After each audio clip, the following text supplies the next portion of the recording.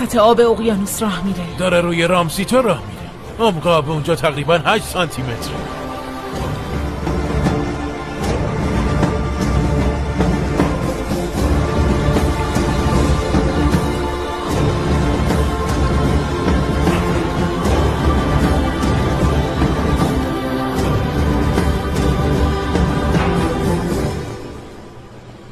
ممکنه سنگ اسفنج باشه. من بعید میدونم. سنگ اسفنجی از گدازه آتشفشان ساخته میشه. هزاران ساله که تو این منطقه آتشفشانی فوران نکرده. این یه چیز دیگه است. ازت خواهش کردم به آبای سریلانکا نزدیک نشی.